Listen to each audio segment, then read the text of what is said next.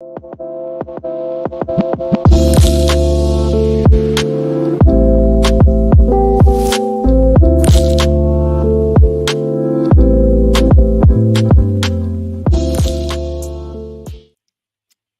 going on, everyone? Welcome to the Locker Room Rant.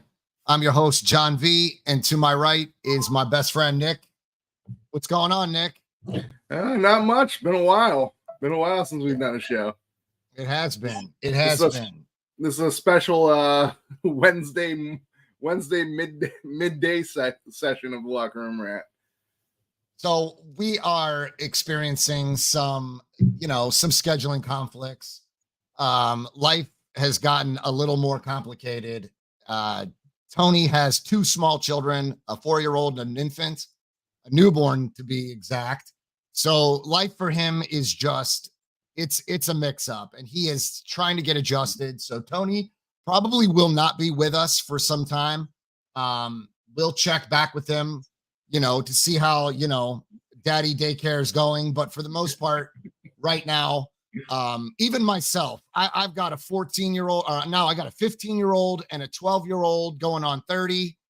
Sports are taking over our lives. They are in sports every single day, Nick, and every single day to the crowd. Fam, it is, we have not been here for you guys, and I am so sorry for that, but life has just gotten in the way of this podcast, and this podcast just isn't making money. So it's not paying the bills.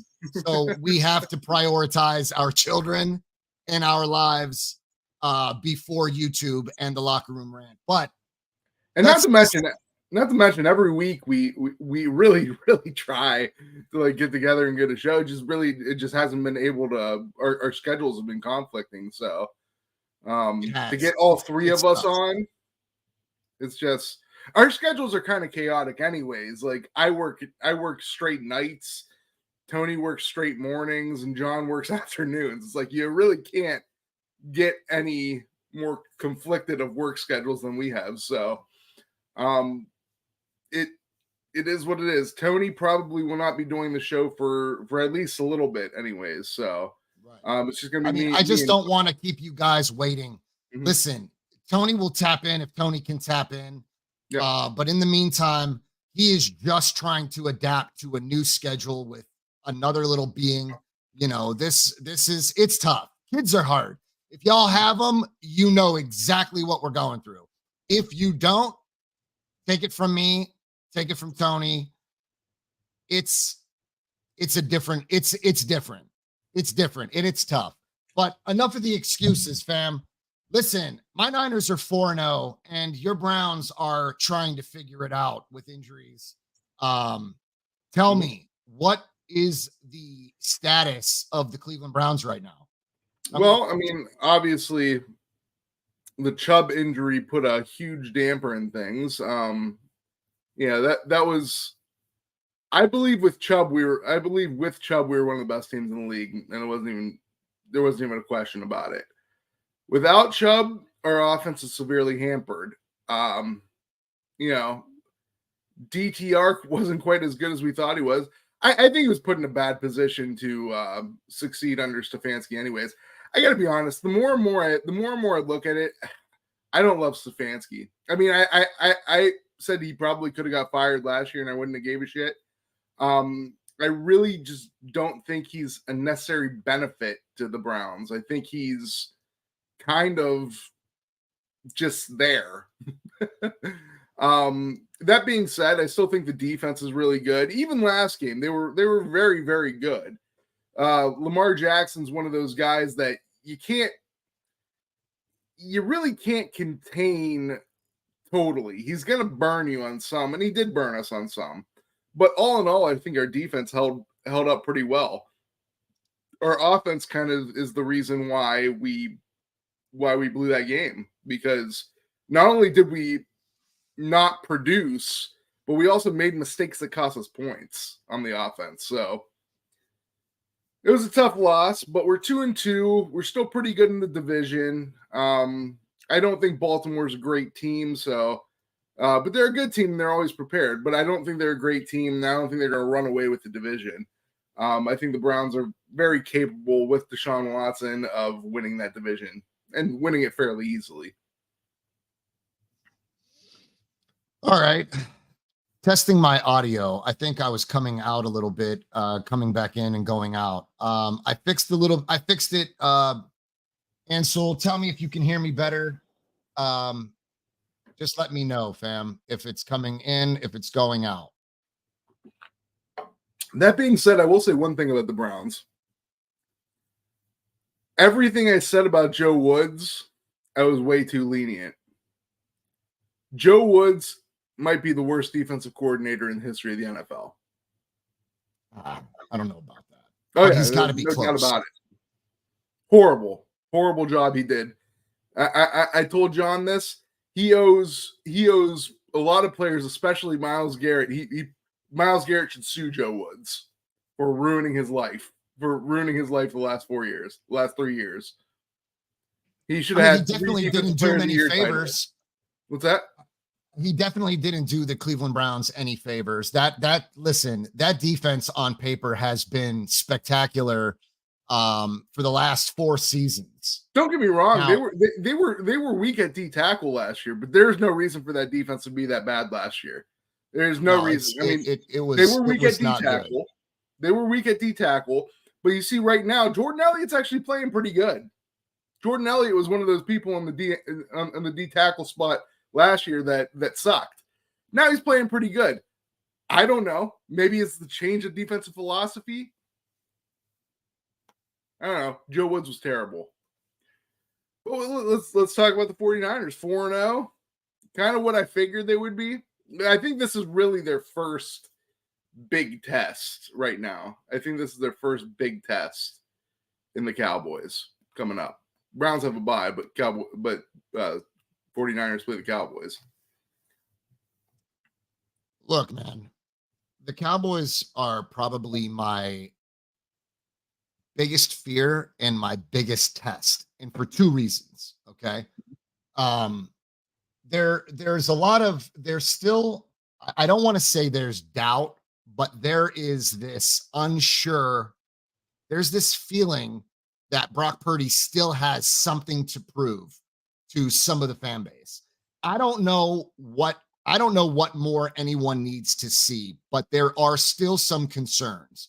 And I think one of those being, can he put this team on his back and can he win football games?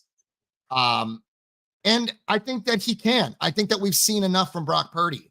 You know, the very last pick of the draft is something that I believe is like, it's casting a shadow over his head, because I think people still have the fear that this guy is a product of the system and not so much an elite talent. I wouldn't necessarily say that. What I think a lot of people see with Brock Purdy is a guy who has not a lot of great physical capabilities. And I think when people see that, I think they don't necessarily think that person's a great quarterback. Like even with Tom Brady, that happened for a long time with Tom Brady. It was Belichick's system, or it was McDaniel's system. It wasn't until he really threw for that 50 touchdown season when he had Randy Moss that people were like, "Oh my God, Tom Brady's legit. Tom Brady's the truth." So Brock Purdy's going through a little bit of that, and Brock Purdy even has less attributes than Tom. At least Tom Brady was big and tall. like Brock Purdy's short. So I don't know, bro. I think there's still some doubt for some, and I don't know if that will solidify itself. You know, a lot of folks want to see consecutive seasons. A flash in the pan is not enough, and I understand that. That's completely fine. Like, I probably don't consider myself one that needs to see consecutive seasons. I think I saw last year 7 games. This year there's 4 wins. Have there been some ups and downs this season? In these last 4 games, maybe not versus Arizona. Arizona was almost a perfect game. The guy was 20 for 21. The only reason why that he missed one was because it was 3rd and long and he threw it away. I think Brock is really, really executing the system with composure. And I think composure is the best word that describes this kid right now. His composure in the pocket is completely sound. The kid is calm. He's collected. He sees it. And I think that it goes without saying that most of us are not afraid anymore. Most of us don't hold our breath when Jimmy would drop back. And we don't get that with Brock. Like, I don't even think I've had any fear with Brock. Honest to God, I have not had any fear. The kid protects the football. So with that being said, I think this Dallas game is a huge test. It's a test.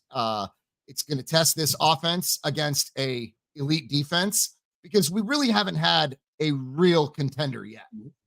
4 games down. We're just warming up. These opponents, TJ Watt was the most prolific pass rusher we've seen in 4 games. And he did a number on that right side. So this is a test, not only for Brock Purdy, but also for the San Francisco 49ers on both sides of the ball. Yep. So I think this is kind of like a weird analogy, but I feel like the 49ers right now are like Gonzaga basketball. Like they're a powerhouse. They're always going to be among the top teams in the country, but they play in. I don't even know if that's necessarily true because I don't really follow college basketball that closely now. But they used to be in like the West Coast Conference or something like that. Not a lot of good teams there, and they always used to dominate. And they were always criticized for not playing a good competition. And I believe that's if you're going to criticize anything on the 49ers, because the 49ers are 4-0. They do look like the best team in the league. I think you criticize them on the fact that, and they have no control over this. They don't control who's in their conference, but their conference is horrible. I'm looking at the entire conference right now, and you really have maybe 3-4 teams that are any damn good. Philly, but even Phillies look suspect. Philly's 4-0, but they look really suspect. They do not look like the team of last year. They also have a thing where they played an easy schedule. So Dallas looks like a legit contender. Detroit looks like one of the best teams in that division. Tampa, I think, is a pretender. I don't think they're very good. Maybe Seattle, maybe the Rams, but the Rams are very, very maybe, and they're not even at full strength. I'm talking when they get back to full strength, maybe they can. So you're talking like they really only like have like 2 or 3 good teams other than the 49ers in there. Other than that, you really haven't played much. But that, like I said, that's not really up to you guys. Beat everyone soundly. You guys did what you're supposed to do. I mean, there's not a lot you can do about that. And that's why I think this Cowboys game is going to be the best barometer of that, because I think they are one of the better teams in that division. Even though they did get waxed by Arizona, I still think they're a better team than Arizona. I would say, Gammon, first off, let's say hello to some of the folks in the chat. We've got Ansel, what's up, fam? Good to see you, brother. Mike, what's good, man? I see you over there. I hope you're doing well. I hope your health. I hope you're making amends, man, and you're coming around, brother. Been hoping to hear from you. I hope you're doing well.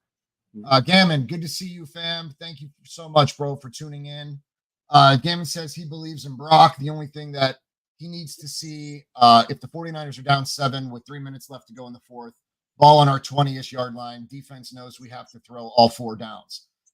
Yeah, and I think that what I take from that, Gammon, is can Brock throw a dart 25 yards in a tight window? You know, Jimmy was good for that from time to time. He could get one in a tight window, and he could put some velocity on the ball. That being said, can we see that from Brock Purdy? Can Brock Purdy give you a dart with velocity and fit it in a tight window? Or in that final 3 minutes, can Brock get into a shootout with an elite talent such as Josh Allen or Patrick Mahomes or Herbert, who else am I leaving out? And Dak Prescott. Can we get into a shootout, and can he drive the length of the field with velocity, right? I fear that Dallas isn't going to give us the space that we typically get our skill positions. I feel like they're gonna tighten it up. They're gonna try to take McCaffrey out of this matchup, and they have the players to match up with our skill positions, right? So there's not some bums, lining up across in man or in zone. So I feel like the Dallas Cowboys are, yes, that a great barometer of what we have, because essentially I will know exactly who my team is and what I can expect to see outside of Brock Purdy if we beat the Dallas Cowboys.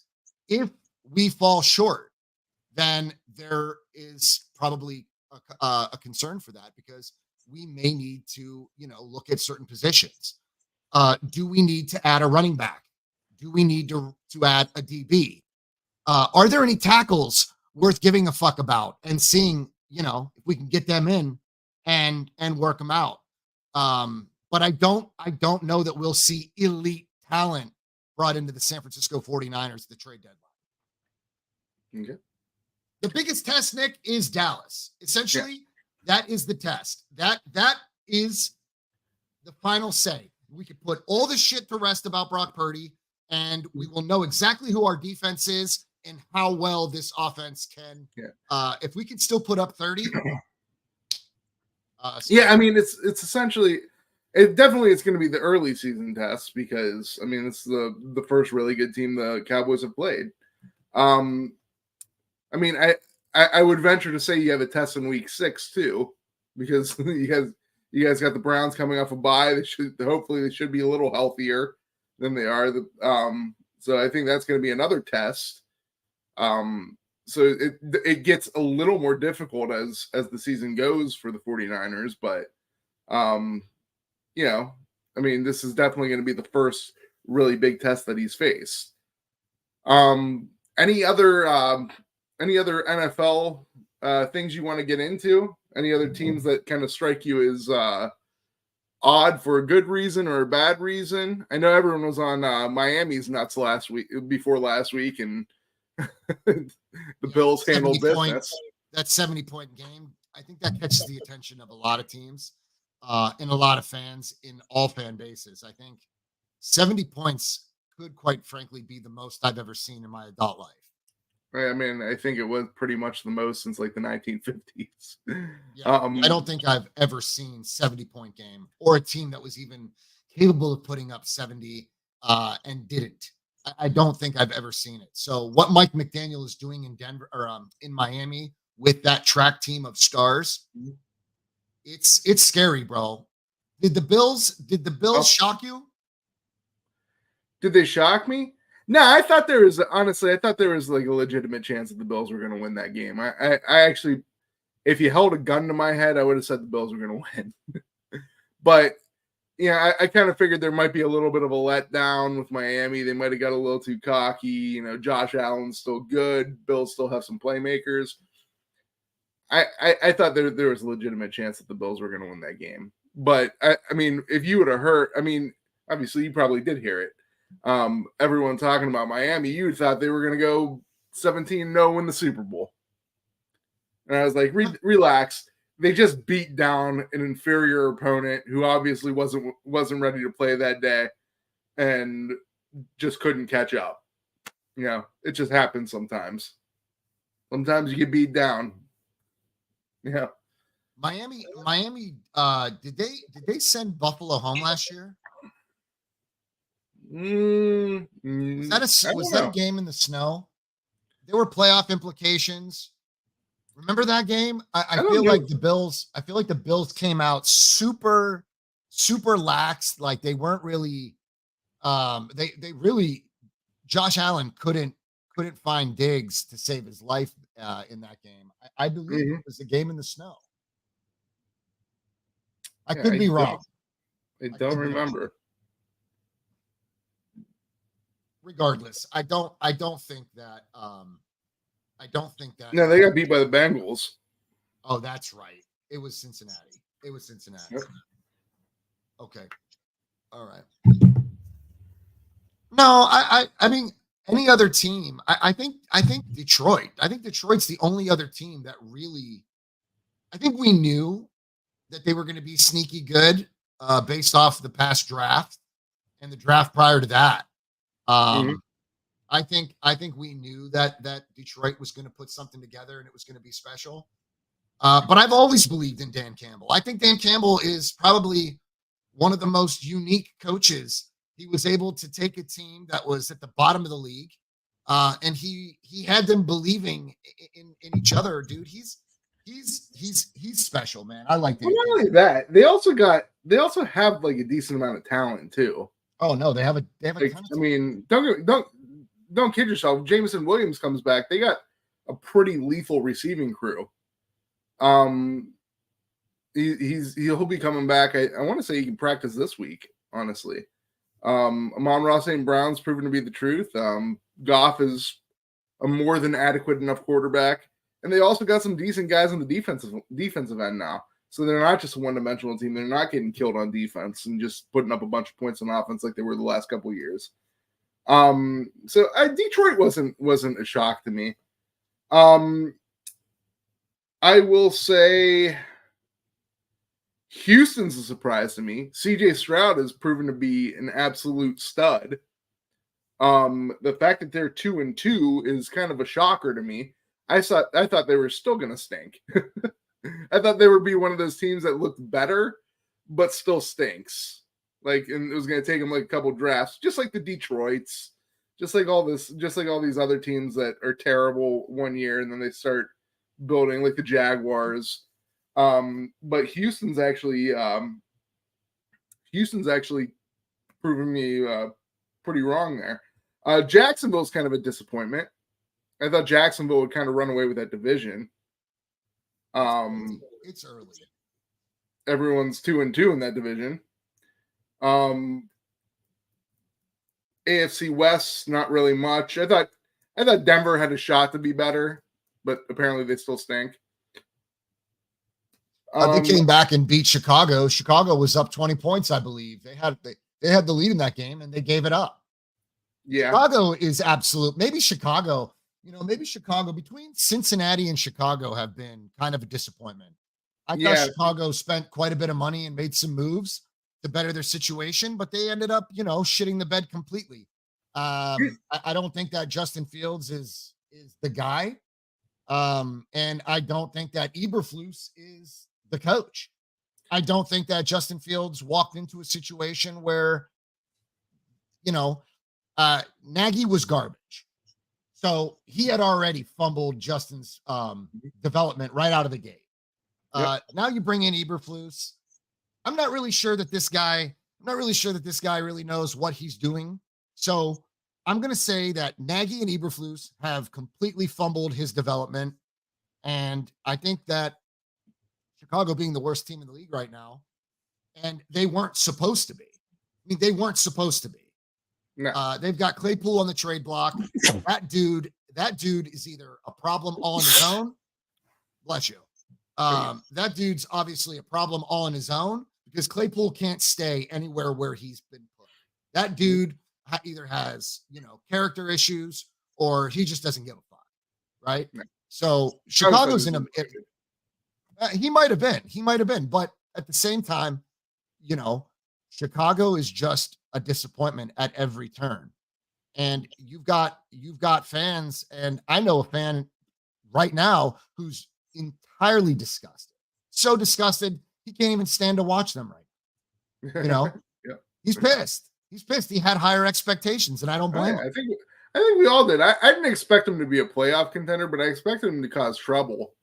and they haven't caused no trouble this year. What's up, Eric? pretty much Good to see you, pushover. fam. You brought up Cincinnati. I kind of skipped over them. Listen, they're a surprise to a lot of people, but they're not really a surprise to me. I thought there was a legitimate shot they could come in at least third in this division. The fact that they're fourth in the division is actually a little bit of a shock because I thought they would be better than Pittsburgh, definitely. But I always thought there was a possibility that the Browns, possibly the Ravens, could be better than the Bengals this year. The Bengals were a weird team the last couple of years. They were a very weird team. They were never dominant. They were never a dominant team, but they would always just eke out wins. And I just felt, and for some reason, they were really good against the best teams in the division, in the conference, which was very weird. Like they were the best against the Bengals, and they were the best against, they were the best against the Chiefs, and they were the best against the Bills. But for some reason, against other teams, they were like adequate. They were average, but they would always eke out victories. I always thought that would come to the norm, and that eventually they would not eke out victories. And they haven't been very good. Burrow's been hurt. I get that, but there's really no excuse for being how bad they've been. But I always figured there was a chance that they probably wouldn't make the playoffs. Honestly, NFC East. It is what it is. Dallas and Philly, and then the rest of the division. I always thought the New York Giants didn't have a lot of talent. I don't think Danny Dimes is the greatest quarterback in the world. Their defense is adequate at best. You think they overpaid Danny Dimes? Absolutely. But here's the thing. Here's another thing. They haven't really given him the best weapons. Now they did draft Jalen Hyatt this year, but I don't think Jalen Hyatt's that weapon that's going to get you over the top. You need a guy who you can get the ball every single down. Jalen Hyatt is the type of guy that you put on the other side and just shoot him deep every so often. They did get Darren Waller. I will say that. Maybe he should be playing a little better. Yeah, Waller I think Waller was a huge disappointment as of 4 games. Yeah, he has been. But is that him, or is that Danny Dimes? I don't know. I really can't tell. The Giants to me seem to be the same team always. Like, first of all, I don't pay attention to that division enough to really give a damn. But at the end of the day, I think if we're talking about who's surprised us the most and who's surprised us that is sneaky good, or who's disappointed us, I would say with ease, Cincinnati has disappointed. I think Cincinnati is disappointed, and I think Chicago is disappointed. The Jets, Minnesota. I think they're 0-3. No, nobody can be 0-3. They're 1-3. They're 1-3, and they just barely won that game. So they I don't know. Minnesota seems to be a pretender season in and season out. I've never bought in on Minnesota, bro. I do like Kirk Cousins. I really do. But here's the thing. If you're gonna give him one weapon, who else does he have? Does he only have one weapon? He has. He has Jordan. He has Addison constantly, bro. He has Addison. He's got. Doesn't he have Hawkinson? No. They traded him within the division to Detroit. No, Detroit traded for him. I'm sorry. Detroit traded him to Minnesota. Fuck. Yeah. Yeah, he does have Hawkinson. He's got Hawkinson. He's got Jefferson. He's got that Osborne dude who he's had, and he's been able to have some type of success with. He's got weapons. I mean, he did. They can't run the ball for shit, but he throw for over 4,000 yards last year and 30 touchdowns. I mean, he's probably going to throw for that this year. I actually have him on one of my fantasy teams. Their defense is so bad that he has to come back every game. And he, with the exception of last game, he's actually been putting up really great points. But I mean, I just feel like Kirk Cousins is just not a winner. I also have the same feeling about Herbert. I feel like he's not a winner. I feel like those guys are kind of the same. It's just Herbert's like a younger, more improved version of them. Like he's got a little more talent, but they both have the same winning efficacy. What a dumpster fire that NFC South is. NFC South. You got Tampa Bay, you got Atlanta, you got New Orleans, and you got Carolina. Well, win-loss wise, it's actually not a terrible division, but all these teams suck.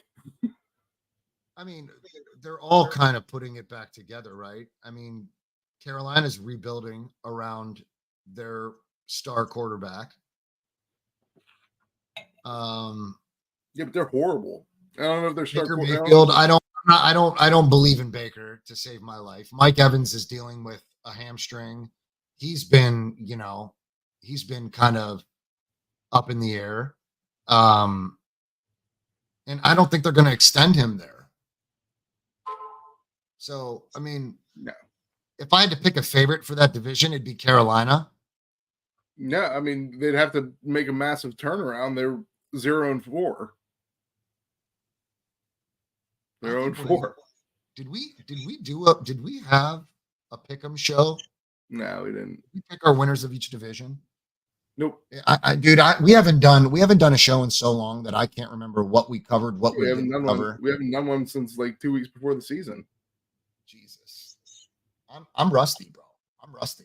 I don't even know where Hawkinson is.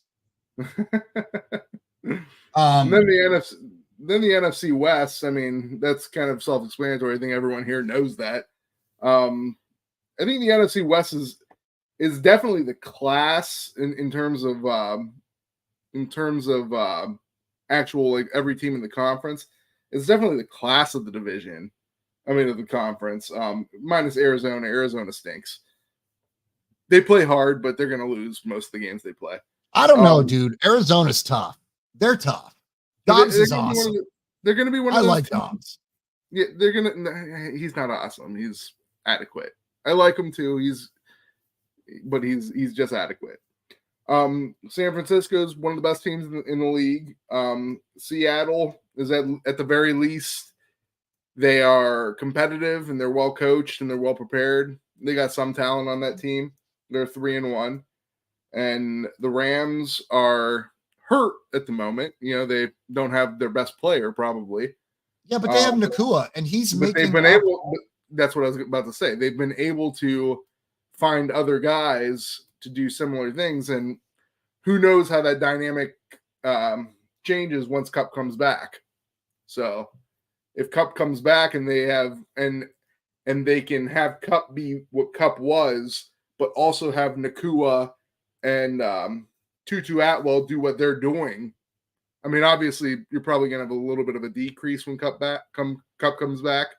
But if you can have like this high-powered passing offense with those three guys, I think that's possibly a recipe for success. Mm-hmm. So, I mean, that's going to be an interesting division to watch. It's definitely the most interesting out of any division in the NFC. I don't fear Seattle at all. They're the same team that they were last season. Yeah. You know, DK is soft. You can create nothing but commotion in his head. You can literally rile him up. And you can throw him off his game. We've done it to him. We've disrupted him mentally ever since he was drafted to Seattle. Yeah, but DK is not the reason why you guys would beat the 49ers. DK actually had pretty good games against you last year. We shut him down, and he creates his own conflict. I think he had some good games against you last year. Look at what he did to Witherspoon. Look at what he did to Witherspoon in the Rams game. Mm-hmm. Dude walked right up to him, shoved him. Actually hurt him. Shoved him right to the ground. Yeah. I mean, dude is soft. You can disrupt him. And Eric will tell you that. He's a Seahawks fan. What's up, Niner? Good to see you, David. I appreciate you, man. Broncos just cut Randall Gregory. Should our Niners kick the tires? Is he a linebacker? I don't think. Is he a linebacker, Nick? What does the Broncos? Oh, Randall Gregory. I don't know. I don't know many people on the Broncos. Is he one of their offensive linemen? Or is it Randy Gregory or are you talking about Randall Gregory? Oh, Randy Gregory. Randy Gregory is the defensive end that used to play for Cowboys.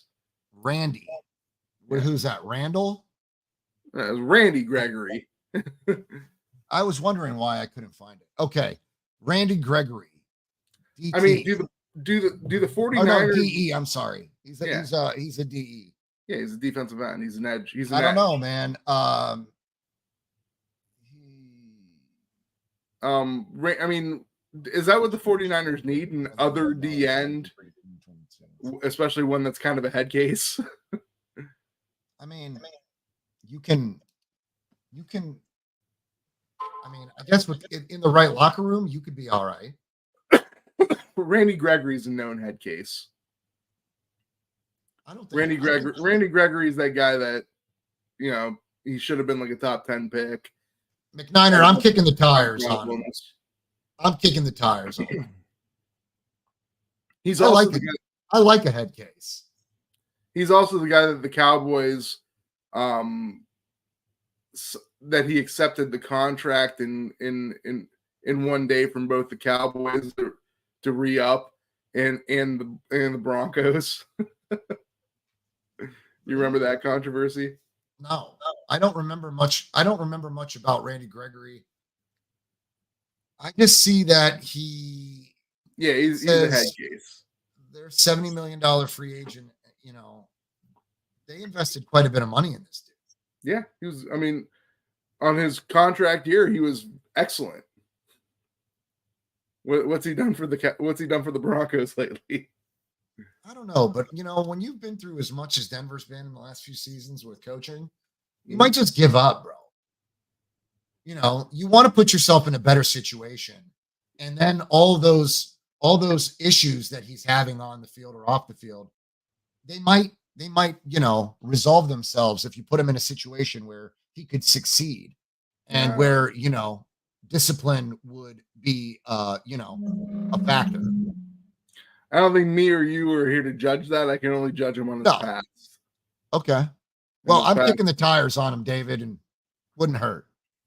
All right, Nick, let's wrap it up. Final thoughts. You want to venture into other sport, or you want to continue with the NFL? I think there's been huge news in the NBA sphere. Yeah, let's cover your Portland Trailblazers. I forgot. Let's cover not my Portland Trailblazers anymore. I am now a Milwaukee Bucks fan, baby. Oh, this guy. Milwaukee Bucks. Oh my God. A bandwagon fan, and he's proud of it. Man. Not a bandwagon fan. I've always said my allegiances to the Portland Trailblazers was because of Dame. Now, I might have stayed a Portland Trailblazers fan if I saw they were running things effectively. Dude, they murdered this, bro. They killed this trade. This was a great trade. Was it? How was it a great trade? They got. Let's look it up. It's a horrible I know that they came out. It's not a terrible trade for doing what they're trying to do. I understand what they're trying to do, but they should have done that a while ago. Trade Dame. They got Drew Holiday, which they were able to flip, right? Yeah. They were able to flip Holiday to the Celtics. They got DeAndre Ayton and Toumani Camara. They got a 2029 first round Bucks pick and a Bucks pick swap in 28 and 30. They essentially got a shit ton of future draft capital and DeAndre Ayton, the softest center in the league. I like Ayton. I hate Ayton. I think he's horrible. I think he's a waste. I think he's a waste of human mass because he should be amazing and he's very soft. But yeah, they got nothing. They got a bunch of maybes, which I guarantee you the way the Trailblazers run things will turn into a bunch of nothings. And that's the whole reason why they wasted a lot of Damian Lillard's time, because they refuse to do the right moves. Now, Wait, I hold on. have. How did you feel about him rescinding his? He had actually had reservations about staying in Portland. What's that? The owner and the GM said it was too late. What do you mean?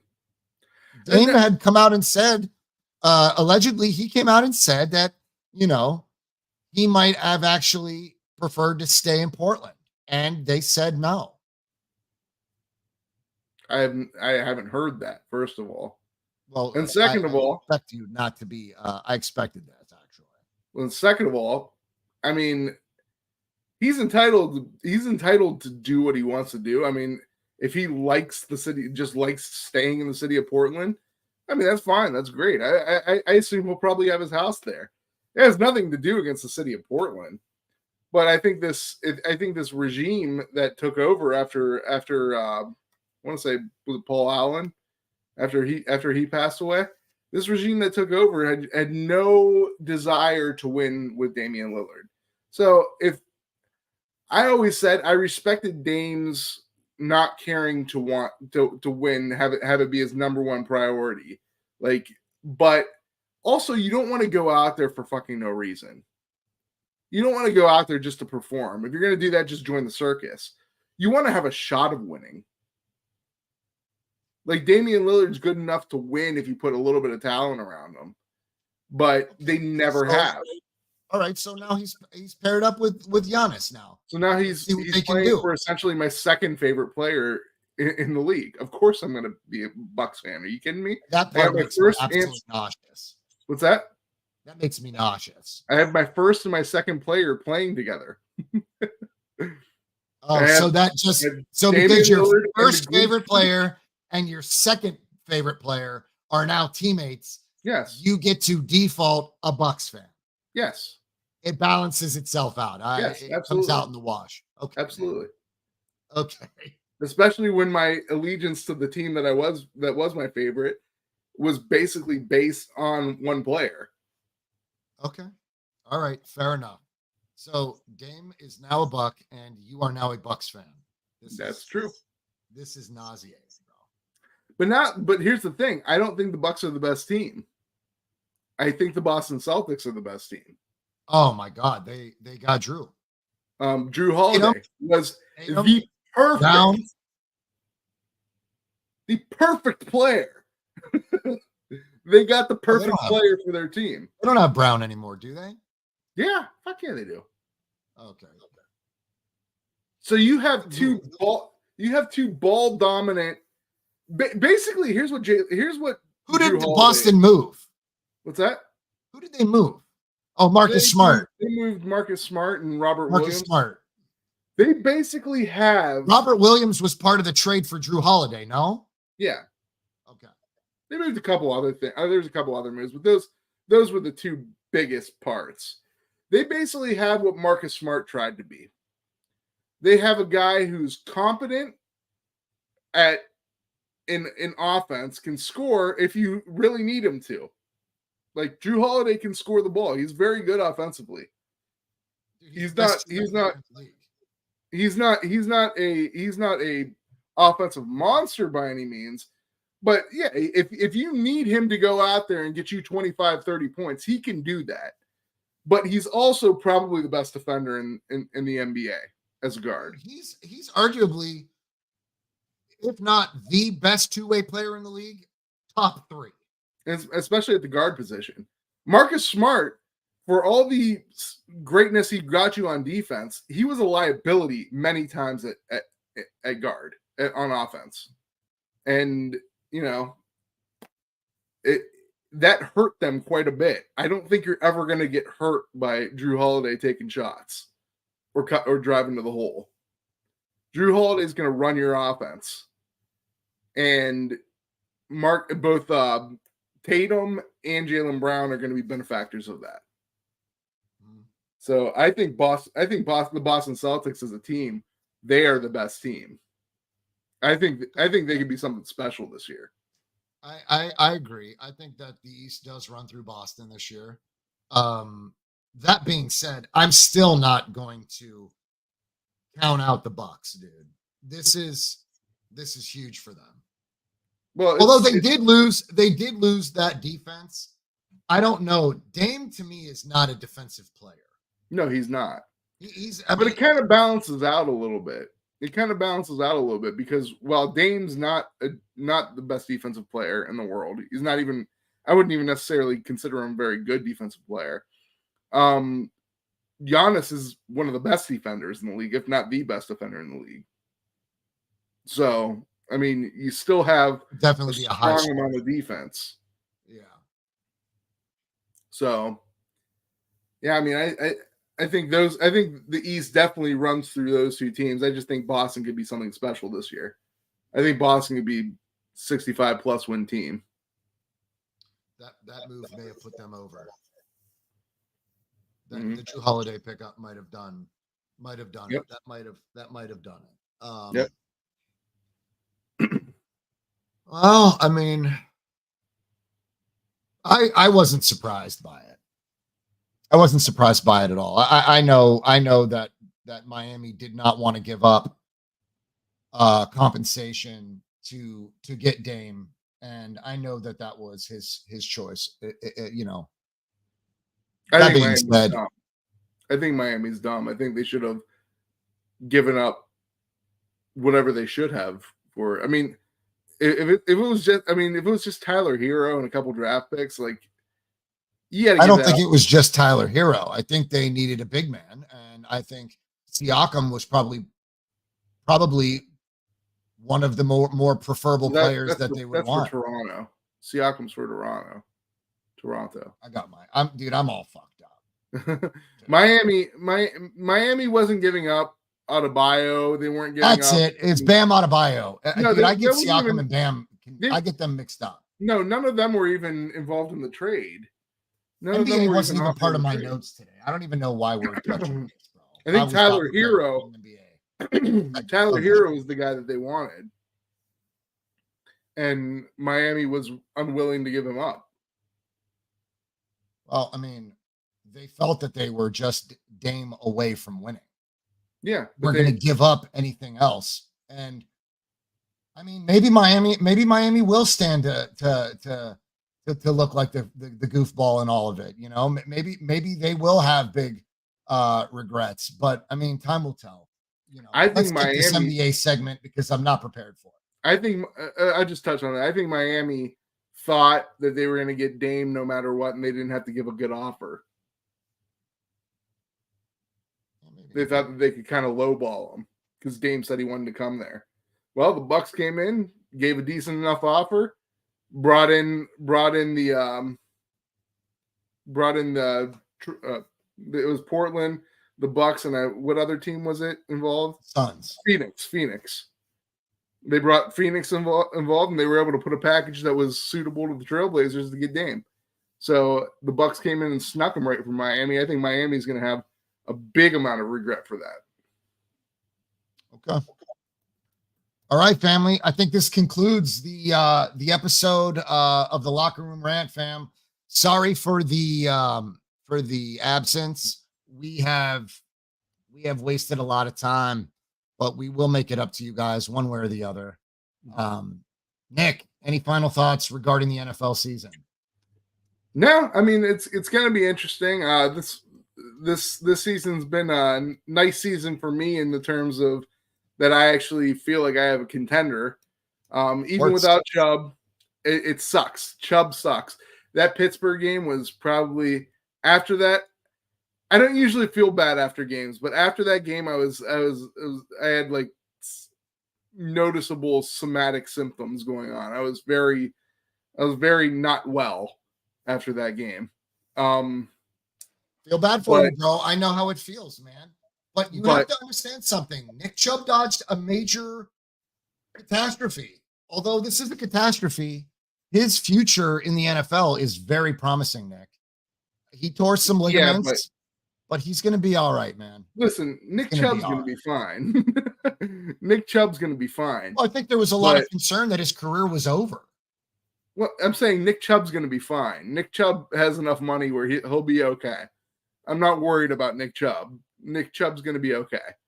But in terms of Nick Chubb on the Browns, what does this mean? Because listen, we have a window. We have a window of about 2 to 3 years. And then the salary cap's going to start eating us. So is Chubb going to be able to fit in those plans? Because at some point in time, we're going to have to pay Chubb.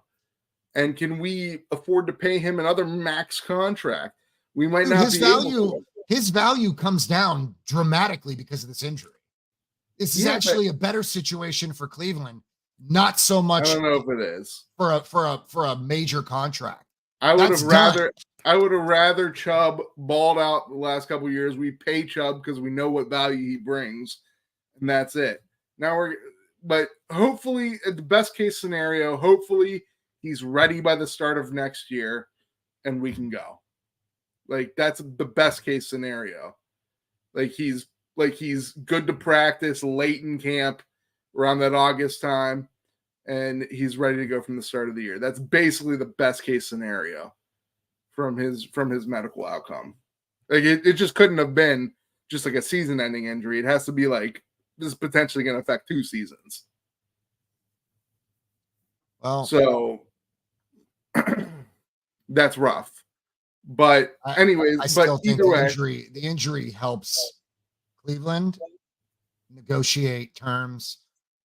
If they want to bring him back, it's in their favor.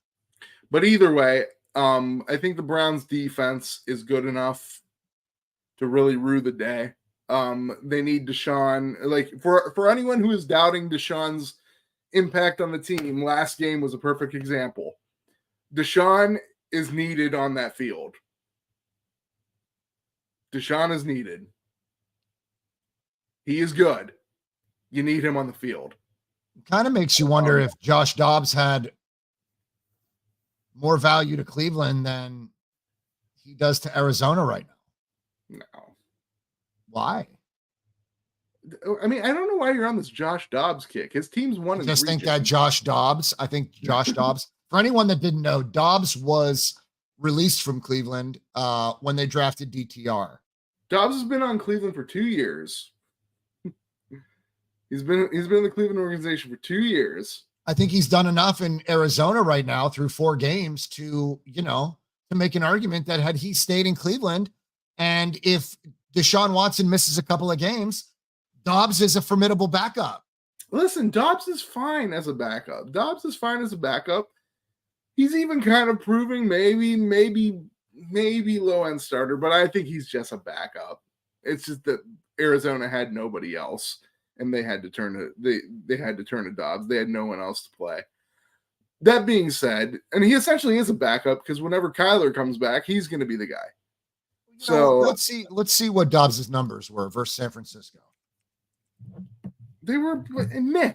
They were eh. He passed for 200 yards or something like that. He had a passer rating of 102. He threw for 265 yards, 2 touchdowns, 0 interceptions. Okay. He threw for 189 yards, 1 touchdown versus Dallas. He had a quarterback rating of 120. Versus the Giants, he threw for 228 yards, 1 touchdown. He had a quarterback rating of 99. Mm-hmm. Look, bro, that happened when they were already down. He's protected the football through 2 elite defenses. If you're asking me, would Josh Dobbs have handled himself better than DTR did last week? I might say yeah. I would say yes. I don't think you could handle yourself much worse. But the kid's a rookie, and not all rookies come out like like Brock Purdy and light the world on fire. A lot of rookies, they falter their first game. It was in fact a division game. The kid got thrown into the fire. Mm-hmm. You got to realize he didn't even know if he was going to play until a couple like minutes before the game. 90 minutes before kickoff. Yeah. So, I mean, that's kind of a hard thing to put the kid under. I don't think I the agree, offense. I have a problem with Stefanski's offense. So I don't think they necessarily prepared him well enough. I don't think the offensive game plan was put in his favor. He doesn't have the arm Deshaun does. There's not too many people in the league that have the arm Deshaun does. So you can't expect him to do Deshaun things. Yeah, but Deshaun is showing us flashes. Again, I need to see Deshaun Watson put 4 weeks together, and I need him to eventually. I need him to shock me. I think eventually, as the season goes on, you're going to see that. I think you're seeing like the flashes are starting to be more prolonged. They're no longer flashes; they're like beams, and eventually the whole room's going to light up. Eventually, but yeah, I think the Browns have a pretty good prognosis for the rest of the season. I'm really looking forward to week 6 because this is the first time me and you, my team and your team, has faced each other in a long time. And the last time we faced each other, my team got its ass beat. So, well, I'm a little bit concerned about this Dallas game. We come to Cleveland next. I just want to be healthy. I want to play. I want to beat Dallas. I want to beat the fucking brakes off Dallas. I fucking hate Dallas.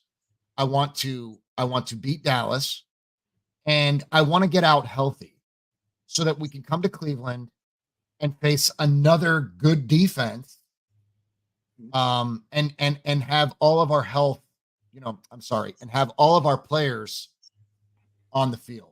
I want that. I'm kind of heartbroken for Diggs, because he's a damn good player, and I don't want that to be an excuse.